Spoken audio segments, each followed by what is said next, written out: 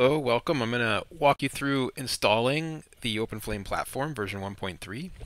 In version 1.3, we have substantially automated the install process so that it'll download pretty much everything you need, um, get it installed and configured, and launch the platform in two pretty simple steps. So I'm going to start now by connecting to a completely clean server running CentOS version 5.7. I'm going to launch my terminal program. SSH into my box.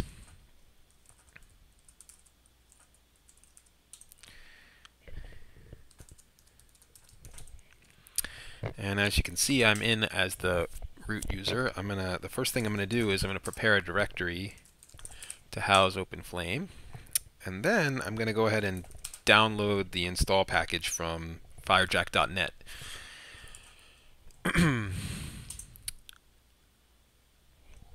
So we're all done. I'm gonna move the install package into my directory.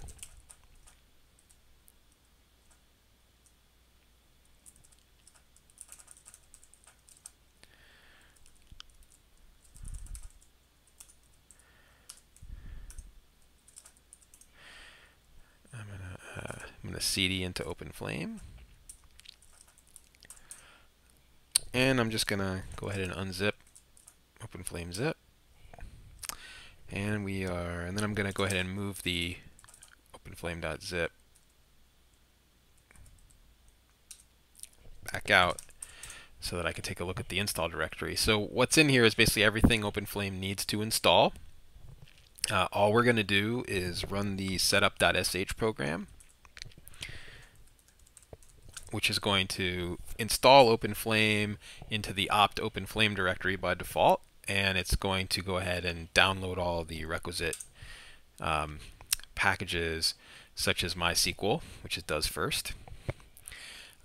It's a good note to, if you're going to use the automated installer, probably best to just remove MySQL to begin with so that OpenFlame can be guaranteed to work during this part. It's going to ask us for the MySQL root password. We're going to set one.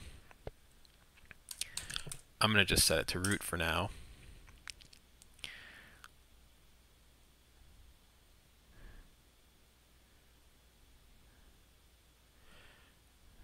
And now it's downloading Memcached, and Memcached serves as a distributed cache. And it also serves as a notification system for when things change in the OpenFlame console user interface. OpenFlame is able to notify Memcached so that settings get re-reflected immediately. This is particularly important for dealing with security. When we reset user privileges and user permissions, if Memcached is running, OpenFlame is able to make those changes immediately to user sessions so that their permissions are changed immediately. It's also very helpful when OpenFlame is running in a load balanced configuration. Those settings get shared across multiple servers automatically.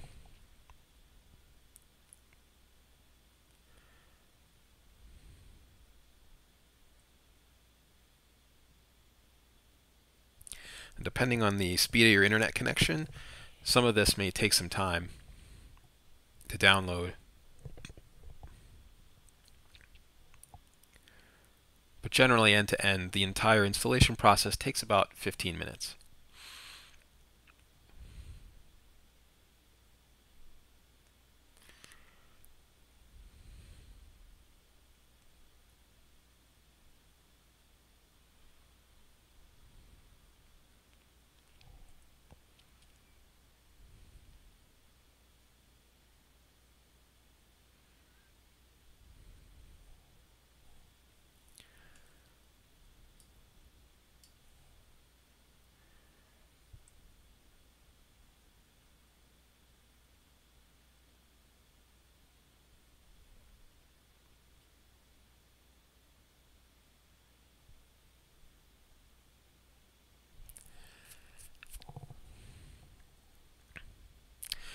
So the next step is OpenFlame's going to go ahead and grab the latest JDK, and then it's going to ask you to hit enter so it can complete the installation. This just guarantees that the JDK that is compatible or most compatible with OpenFlame gets installed for you. Then it's going to go ahead and grab Apache Maven and set that up.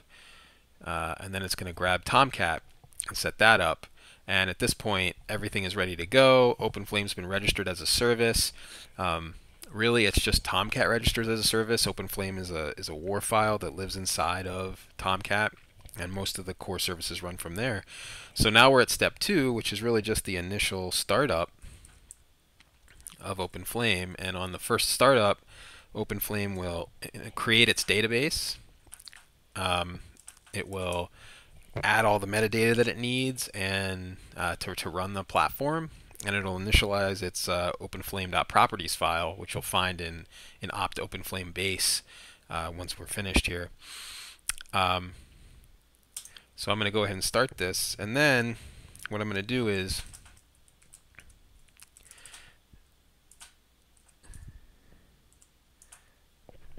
take a look at the Catalina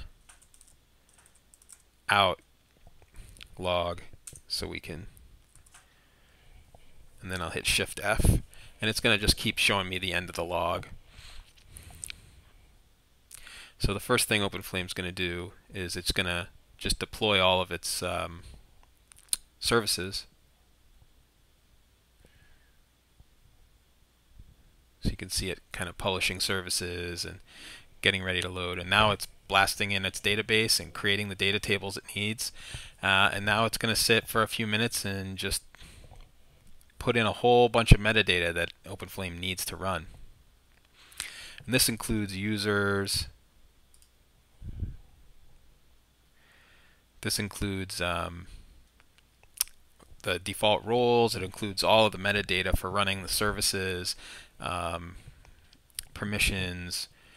You can see OpenFlame is going to use Hibernate quite extensively, and most of this metadata is packaged into an OpenFlame XML file that is the metadata declaration container.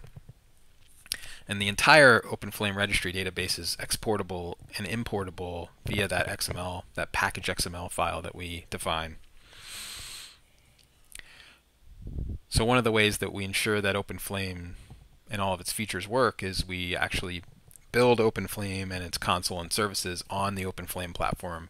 And so OpenFlame is running on itself. So anything that you see in the console that's being done, you know can be done with OpenFlame, because OpenFlame uses itself to drive a lot of those things. And so, and the OpenFlame console and core services are actually pretty extensive. They're pretty large, and they do quite a bit. So it sort of does go to showcase that the platform is pretty capable.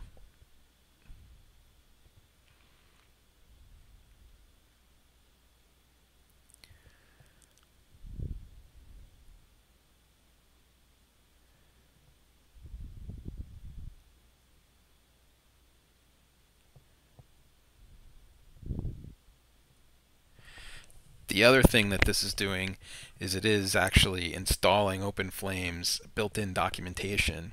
The documentation engine makes sure that actually quite a bit of documentation entries get created for every entity, every package, every action, every pretty much every asset gets an editable documentation page generated for it that's accessible both through the OpenFlame search features and through the OpenFlame documentation browser, which will demonstrate as soon as all of this comes up. You'll see some of this error stack traces are turned on messages. Those are just info messages letting you know that if there's some sort of installation problem, OpenFlame will report the full error message. It's not an error in of itself. This phase of the process is actually reaching out and downloading Maven plugins that are required for OpenFlame to work properly, mostly for building applications.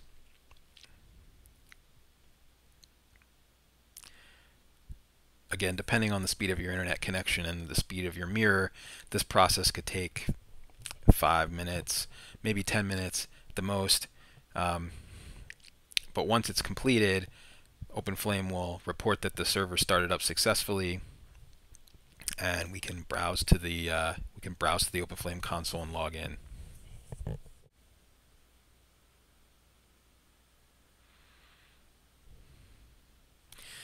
Okay, so we can see that the server started up. So now I can open up Firefox and grab a new window, and I should be able to jump right into the OpenFlame console on our server and log in.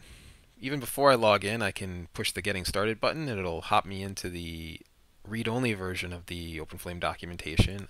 I can kind of click on OpenFlame here. It'll describe what OpenFlame is all about, and I can browse through a lot of the available services in OpenFlame and how to leverage them right from this documentation. And then I can also log in. The default password is 6 ones for the admin user, and it'll drop me onto the domain manager page, and I'm off to the races. So welcome to OpenFlame 1.3. More videos to come.